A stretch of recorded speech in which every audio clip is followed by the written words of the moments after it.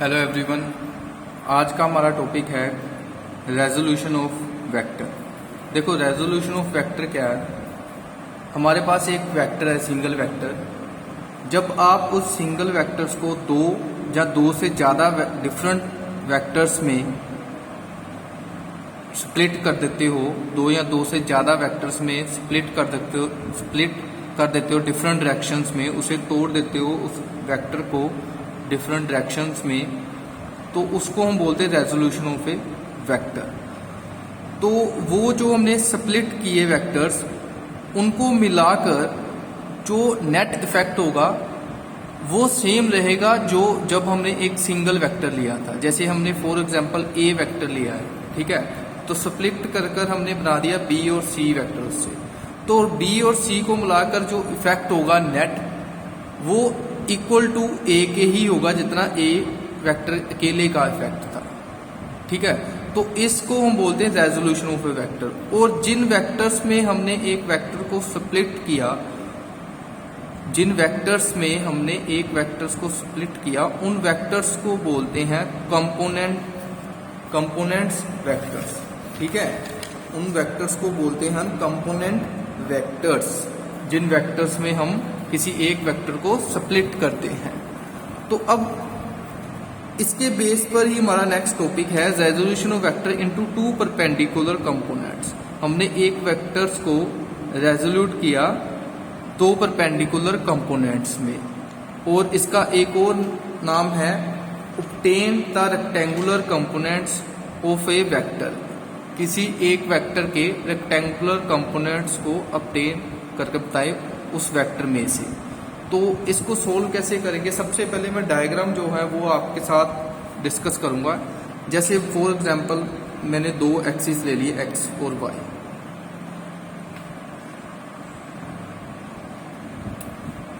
ये x axis है मेरी और ये वाई एक्सिस है, ठीक है। अब मैंने एक वेक्टर ओ से यहां से ड्रॉ कर दिया,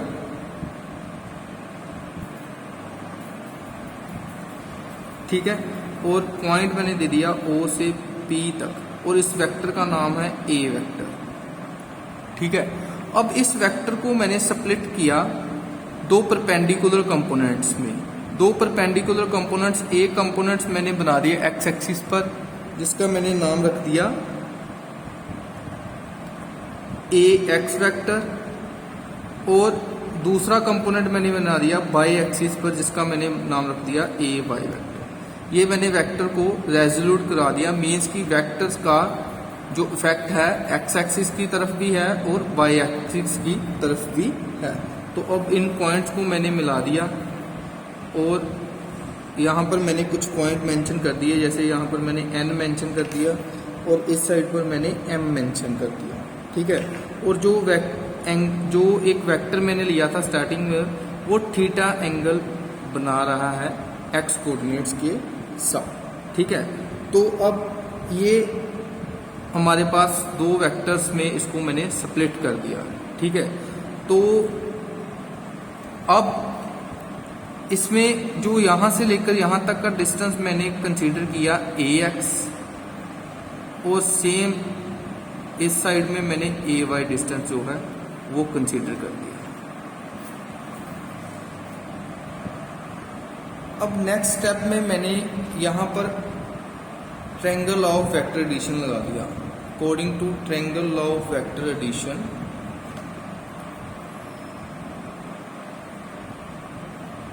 किस ट्रायंगल पर मैंने ट्रायंगल ऑफ वेक्टर एडिशन लगाया, O P N, triangle O P N. Triangle law क्या करता है वेक्टर एडिशन में? देखो, दो साइड्स ट्रायंगल की जो कि सेम प्लेन में है, वो तीसरी साइड ट्रायंगल के, उनका सम जो होगा दो साइड्स का, वो तीसरी साइड जो होगी ट्रायंगल की उसके इक्वल होगा। इसमें मैंने तीसरी साइड जो कंसीडर कर ली वो मैंने ओपी वेक्टर कंसीडर कर लिया, ठीक है। ये सब कुछ हम वेक्टर्स में लिखेंगे क्योंकि ये हमने वेक्टर्स में कंसीडर किया। और ये मैंने कंसीडर कर लिया first side O N vector plus P N vector, ठीक है, दो साइड्स जो ट्रायंगल की वो दोनों का सम तीसरी साइड ऑफ ट्रायंगल के इक्वल, ये ट्रायंगल ऑफ वेक्टर एडिशन में हमने पढ़ा है। ठीक है, तो अब ये सेम रहेगा OP वेक्टर, ये O1 वेक्टर और PN वेक्टर या फिर NP वेक्टर जो आप कहेंगे, ठीक है, वो किसके इक्वल है? PN vector is equal to OM। ठीक है, ये OM के इक्वल है। आप ऐसा करो, इस पर यहाँ पर NP वेक्टर लिख दो। ठीक है, तो मैंने ऊपर से लिखा था पहले PN, अब आप ऐसा करो NP वेक्टर लिखो पहले। ठीक है, ये सेम ही रहेगा चाहे ऐसे लिख दो। अब NP वेक्टर्स जो है वो किसके इक्वल है? NP is equal to OM।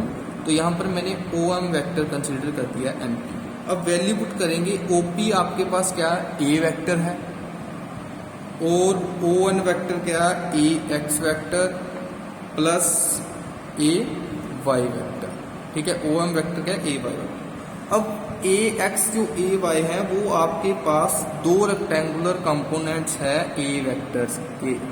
ठीक है, AX और AY जो हैं वो आपके पास दो रेक्टेंगुलर कंपोनेंट्स हैं A वेक्टर्स के। यही रेक्टेंगुलर कंपोनेंट्स हमने जो थे सोल्व करने थे। अब इसमें कुछ और ऐड करूंगा, जैसे मान लीजिए जो ये रेक्टेंगुलर वेक्टर्स है इनका मैंने यूनिट वेक्टर्स दे लिए। Since I cap and J cap are two unit vectors along OX and OY respectively. I cap और J कैप जो है वो X की तरफ, एक्सिस की तरफ, I कैप जो है वो AX वेक्टर का यूनिट वेक्टर है, और AY जो है वो OY एक्सिस की तरफ AY वेक्टर का यूनिट वेक्टर है। ठीक है, तो अब किसी वेक्टर को अगर आप लिखें तो किस फॉर्म में लिखते हैं? जैसे एक वेक्टर है हमारे पास AX वेक्टर, इसको हम लिखेंगे magnitude of A vector and it's unit vector.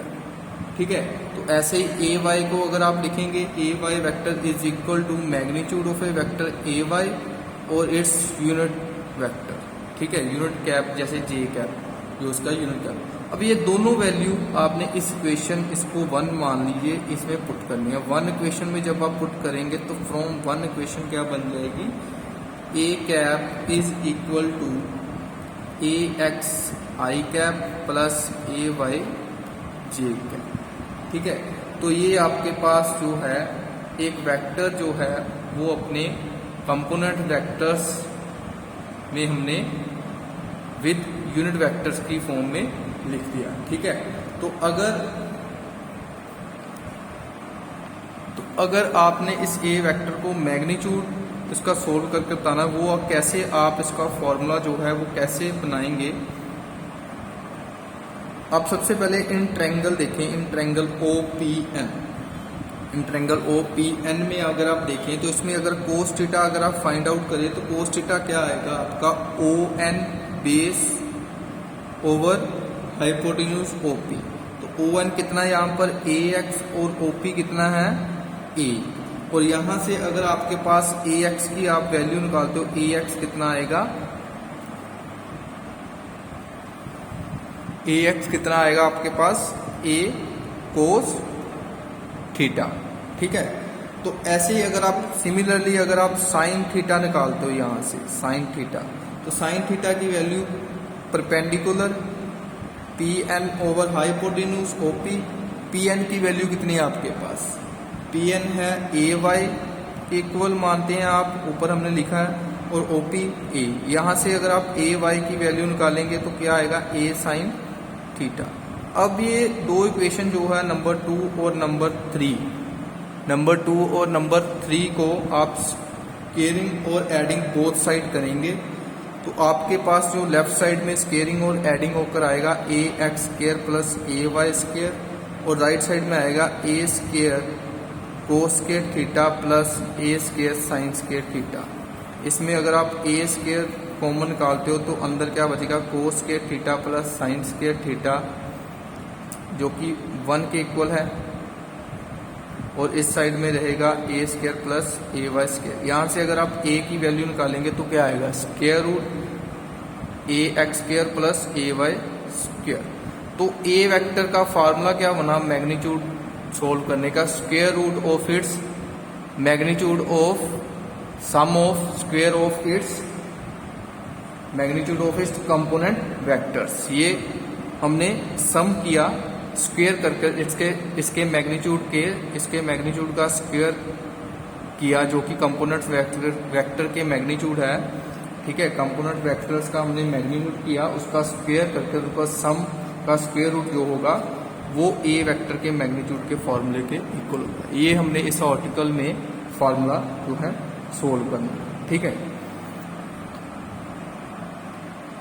अब इसके साथ ही हम पढ़ेंगे applications of resolution of A vector. देखो, दो एप्लीकेशन मैं आपके साथ डिस्कस करूंगा। सबसे पहली एप्लीकेशन है it is easier to pull a lawn roller than to push it. Lawn roller जो कि हम ग्राउंड्स में पिच को लेवल करने के लिए, ठीक है, हार्ड करने के लिए यूज करते हैं, वो लोन रोलर की बात कर रहे हैं। ठीक है, कहते लोन रोलर को खींचना आसान है लेकिन उसको धक्का देना, पुश करना बहुत मुश्किल है। उसको पुश करने से वो इतना चलेगा नहीं जितना उसको खींचने से वो अच्छी तरह पिच के ऊपर रोल कर सकता है। तो सबसे पहले उसे खींचना क्यों आसान है। देखो, ये मैंने एक लोन रोलर का व्हील जो है मैंने ऐसे व्हील के साथ उसको जमीन पर ऐसे ड्रॉ कर दिया। ठीक है, अब इसका नेट वेट जो है वो जमीन की तरफ होगा, अर्थ की तरफ होगा, डाउनवर्ड, जिसको मैंने कैपिटल डब्ल्यू के साथ लिखा है। और अब मैंने एक थीटा एंगल के साथ इस पर फोर्स लगाई। ठीक है, और मैंने जो एफ फोर्स लगाई वो मैंने इसे खींचना है, बाहर की तरफ लगाऊंगा एफ। ठीक है, तो जब मैंने इसके खींचा, जो फोर्स वेक्टर है वो रेजोल्यूट हुए दो कंपोनेंट्स में। एक कंपोनेंट है जो कि आपका है हॉरिजॉन्टल कंपोनेंट, जो आपका होगा वी एफ कोस थीटा, और दूसरा कंपोनेंट है वो होगा vertical component F sine theta.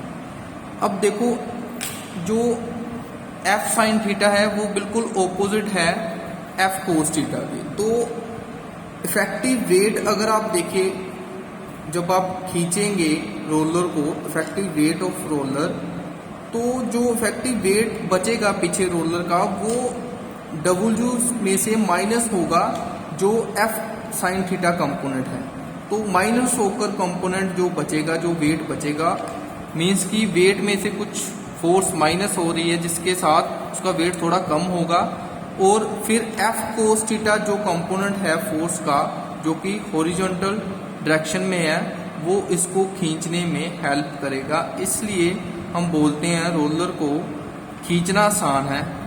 ठीक है, तो अगर दूसरी तरफ इसको आप पुश करेंगे, पहले मैंने पुलिंग के साथ आपको बताया, अब मैंने पुश करना बताऊंगा। अगर पुश करेंगे तो उसमें आप कैसे देखेंगे, जैसे मैंने फिर से ये ड्रॉ कर दिया, तो मैंने पुश करना तो वेट अभी भी डाउनवर्ड रहेगा, तो फोर्स मैंने अब इस डायरेक्शन में लगानी है। ठीक है, डाउनवर्ड फोर्स लगानी है एफ।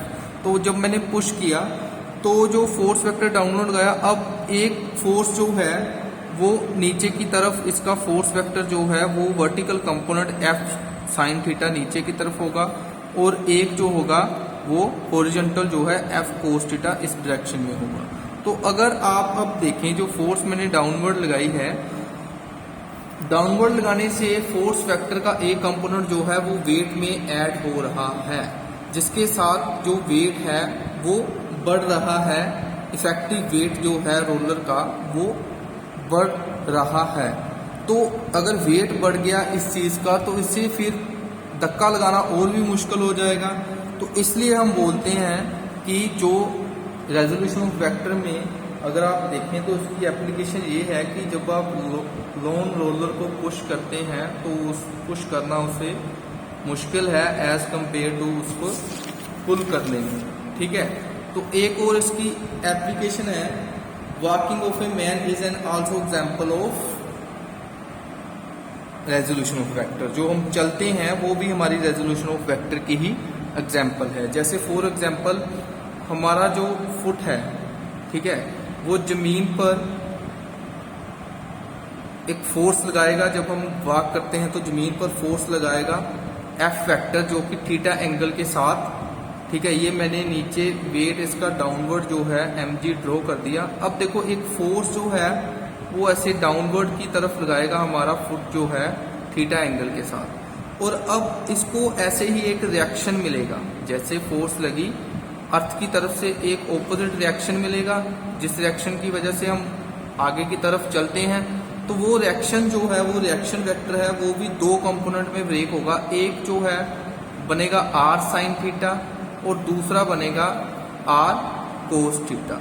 तो यहाँ पर जो रिएक्शन का r साइन थीटा है वो बॉडी का बैलेंस मेंटेन करने में हेल्प करता है पर्सन को, और r कोस थीटा है वो चलने में हेल्प करता है, वो फॉरवर्ड आगे की डायरेक्शन में मूव करने में बॉडी को हेल्प करता है। तो इस ऐसे जब भी हम चलते हैं तो हम जमीन में जो फोर्स लगाते हैं F, उससे हमें एक रिएक्शन मिलता है R। तो R जो है दो कंपोनेंट्स में ब्रेक होगा, एक जो कि हमारी बॉडी वेट को बैलेंस करेगी और दूसरा जो कि हमें आगे बढ़ने में हेल्प करेगा। तो ये हमने रेक्टेंगुलर कंपोनेंट्स सोल्व करने देखे और उनकी एप्लीकेशन देखी रेजोल्यूशन ऑफ वेक्टर्स में।